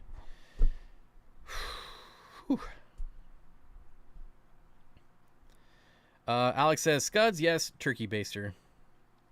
So I've actually found a net. I'm going to go grab it. We're going to have a quick intermission right here. Where is it? Uh-oh, did I move it? Oh, right here maybe? There we go. I'll be right back.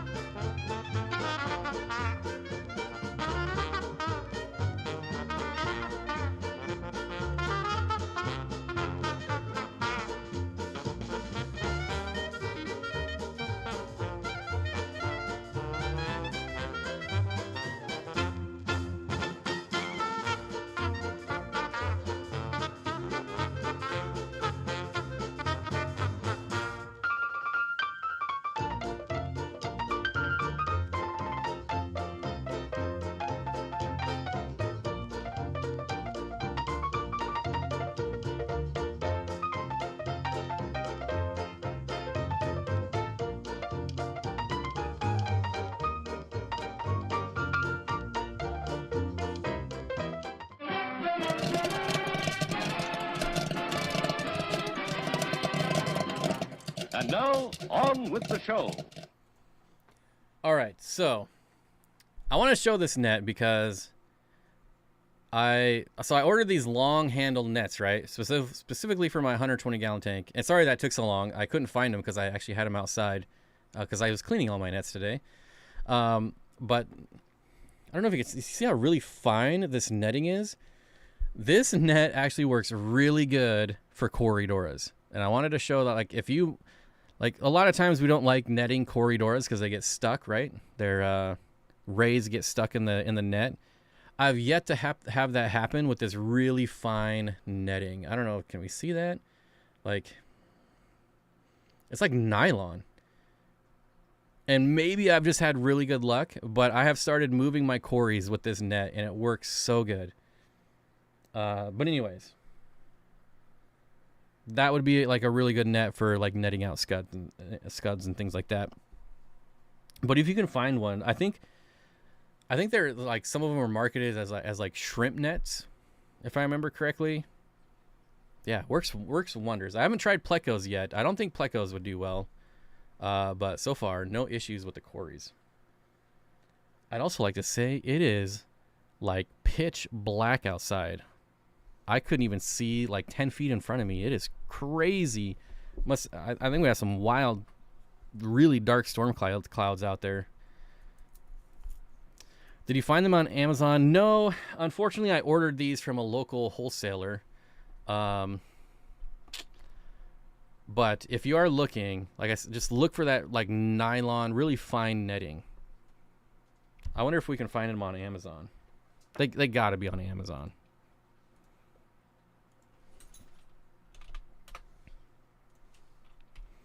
Let's see.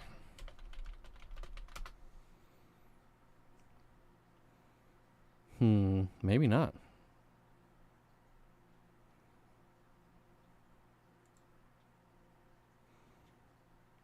Nope. A lot of them that say like fine netting are not fine netting. This might have to be something you have to go look for at fish stores and see. You can maybe gamble with some of these, but I don't see any that are really, really fine netting. Maybe this one, like, I'll pull it up.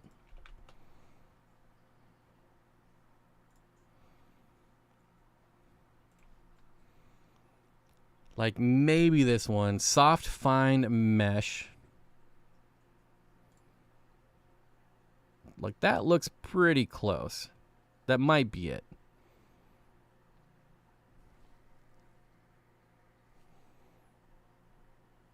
But yeah, if you can find something like that, highly recommend them.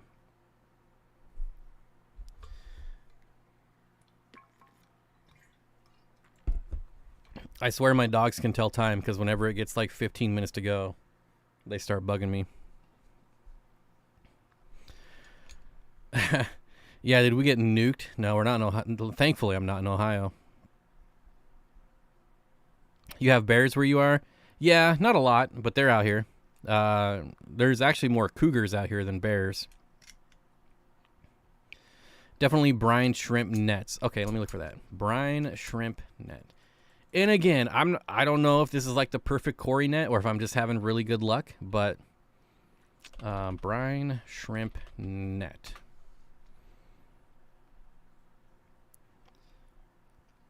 Maybe, yeah.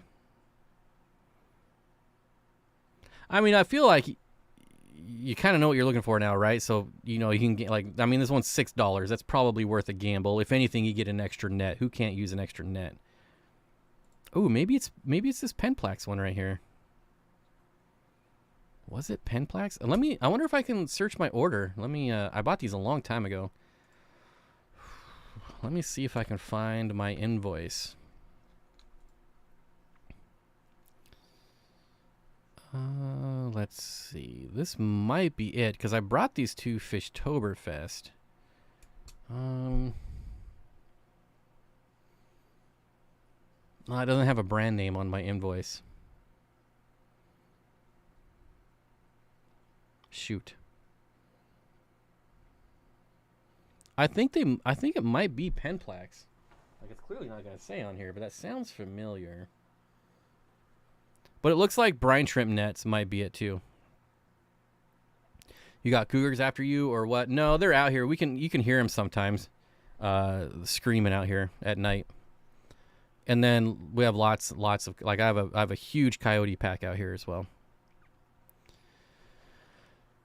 Milk it in the blender. What? Yeah, James, good call. Good call on the brine shrimp net.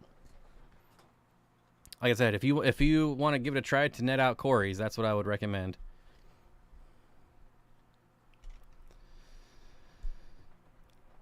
Mandy, show me where on the almost you can milk it. What? What have you guys been talking about while I was gone? Holy smokes. Dennis has a good point. I mean, this is what I do now. It says, I could be wrong, but maybe it would be better to start Daphne in the spring in a 100-gallon plus container. Yeah, I have a 150-gallon Rubbermaid tote, and I get them going in the spring, and it lasts almost all summer. Usually I get a little carried away, and I scoop too many out, and I got to wait like a month before the numbers are up again. But this year, I'm going to have so many totes of Daphnia, like, it's not going to be a problem at all. Like, Daphnia, scuds. I think I'm up to like almost 20 totes now. So I'm going to have no shortage of scuds and Daphnia and mosquito larvae. So I'm definitely going to be ready to go when it comes to breeding. He could just be ignoring them on purpose. I'm not ignoring anything. I don't know what. Joke went way over his head. Oh, the cougars. Yeah, no. I don't have cougars after me, and I also don't have those cougars after me either. So it did not go over my head. Made a cougar joke on the last stream, so I thought that was enough. Definitely not over my head. It's like the classroom when the teacher leaves. Oh, that was always the best time. Or when you got like a substitute bus driver, like how that was always fun too.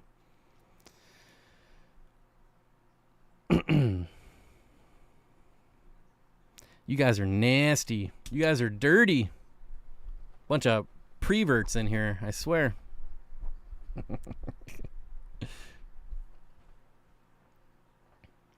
Caitlin says, I just bought some crappy brine shrimp nets to get the powder food remnants off the top of my fry tank. They are priced cheap. They are probably billed cheap. This one that I'm looking at, I mean, they look like every other net that I've ever seen. When I search brine shrimp nets on Amazon. You know what else these are good for? Breaking into vehicles. I've had to destroy one of these nets a couple times after locking my keys in my car. Granted, you have to untwist it all, right? Like, I don't have wire hangers anymore. Who still has metal hangers? So this was the closest thing I could find. So I actually ripped off the netting, you know, it's all twisted, right? So you untwist it, and it breaks into cars very easily. Just saying. Not that you should, but if you ever lock your keys in your car, use a net. Tried milking an almond once. What is going on here? Our sub bus driver had a whistle, and then she got a bus with an intercom. What a terror. I remember one time we got a substitute bus driver, and somebody like wadded up a piece of paper and threw it at her, and it wasn't me, I promise. And she just started screaming, and then all the kids went, like, we all just started throwing paper at her. Like, I feel bad now, but it was pretty funny at the time. Like, there was so much paper. We're just ripping out paper as fast as we can. She was really mean, so let's be honest. She deserved it. She was like the bus driver from South Park, I swear. This was like the 4th time we had her as a sub. She was basically a Nazi sub driver, and we had enough. We hit our limit. So somebody hit her with a piece of paper, and she started screaming, and so we all started hitting her with paper. I don't know. It happens. On today's episode of How to Commit a Misdemeanor, it's not a misdemeanor to break into your own car. I said, if you lock your keys in your car, it works good. It works well. Yeah. Low-hanging fruit. Yeah. I try not to take the low-hanging fruit in this stream. The member stream now, that's a whole, you know, that's a whole different story. We've gone to some weird places in the member stream, just saying. You are a bully? No, we taught the bully a lesson that day. And by we taught her a lesson, I mean we all got detention and it sucked for I think like a week. Sounds like a mutiny. It was a bus mutiny. That's funny. We made a sub bus driver rage quit. Regular bus driver was awesome though. It's good to have standards.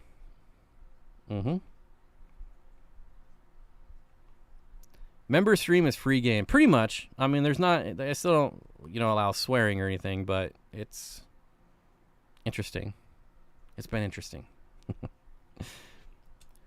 Did she cry? Oh, she was so mad. She was... I can still see it as plain as day. Like, she opened the window, and she was, like, hanging out the driver's side window to try not to get hit by pieces of paper. It was crazy.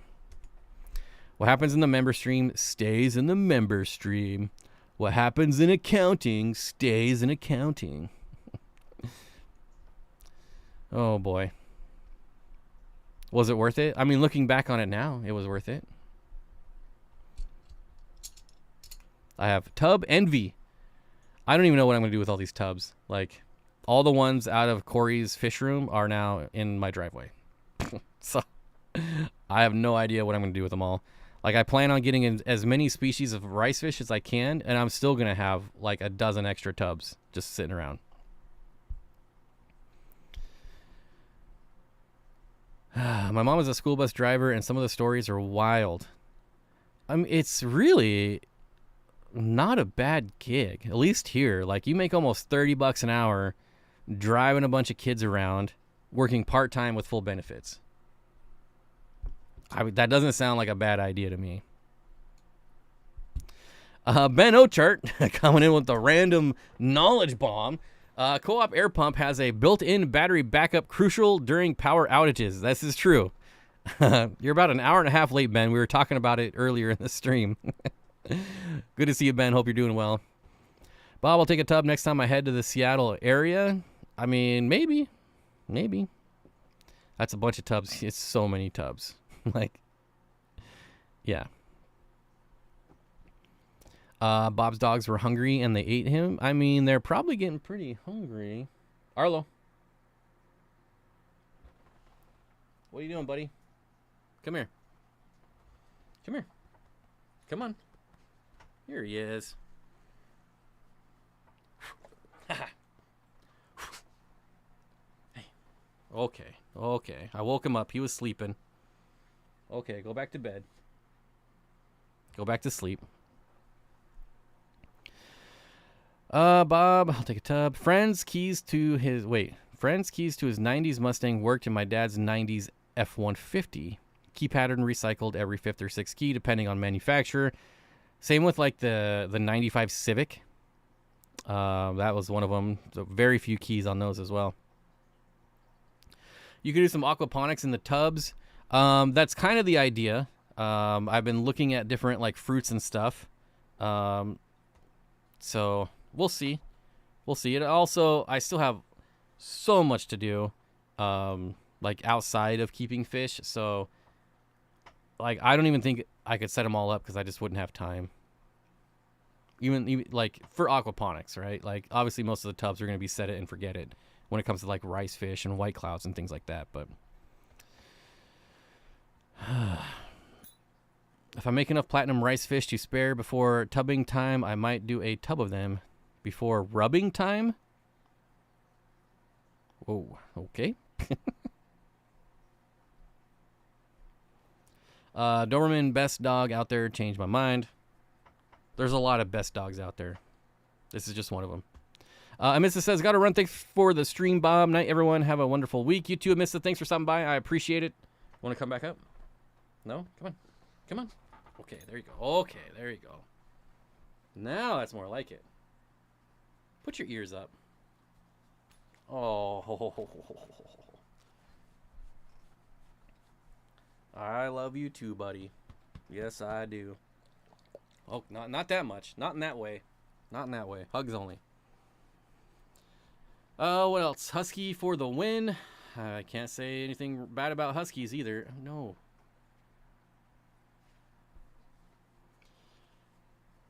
What else? Any other? We're almost done here. Any last minute questions or comments, concerns? Yeah, a kid in school had a Thunderbird and found out his key worked in another kid's truck and would park the truck in strange places every day. That's amazing. I deleted it and was going to retype it, but you read it before I could fix it. I always try to do that. I feel like sometimes I can just see comments that are going to get deleted, so I try to read it first. Dennis says, thanks for the chat and puppy cam. $10. Thank you so much, Dennis. I appreciate it. He said it's your fault for being salty. Salty.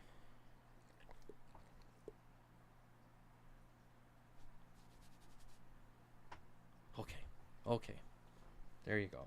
We're almost done here. GSP's best dogs ever, though. Most dogs are the best dogs ever for different reasons. You could charge small drifters for bathing. There are no drifters around here. They wouldn't survive.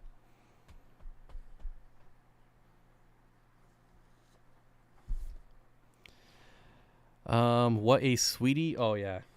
This guy is a total ham when he loves you. If he doesn't like you, he will kill you. But if he does like you, he will give you the best hugs all day long. And if he doesn't like you, I'm sorry, I'm not going to like you either. Because dogs just know, right? They just know when people are good and when people are bad. Cuddles, not kisses, is what I have to tell my dog all the time. He is a kisser, too. Like, anytime we're walking, and for whatever, if he's not on a leash and we're walking, he constantly walks by me and just licks my hand. Like, constantly. I'm like, stop doing that. But nope. That's kind of funny. Cuddles, not kisses. Arlo is hungry. I mean, probably has to go out, honestly. Doberman kisses are better than cat kisses. Ew. Cats bite. They don't kiss. All right. I didn't see any more questions, so we're at the 2-hour mark. I think I'm going to call it. You want to come back up on camera one more time? Come here. Come on. No, not on. Come on. There you go. Come say goodbye. There you go. Oh, up here. Up here. There. Almost. Almost. All right. All right. Thanks, everyone, for hanging out. I appreciate it. Thanks for... I mean, really, that's all I got. Just thanks for hanging out. Any last minute announcements? I don't think so. I think we're good. So I hope you all have a great week. Boy, I got nothing. No words of wisdom. Nothing to end it on. I'm just gonna say goodbye, because I don't know. Just gonna say goodbye. I'll see you all next week. Hey, buddy. Okay, I'm coming. What are you doing? What are you doing? Oh, no. Oh, what do you think you're doing? What do you think you're doing? Ooh, I'm gonna get you.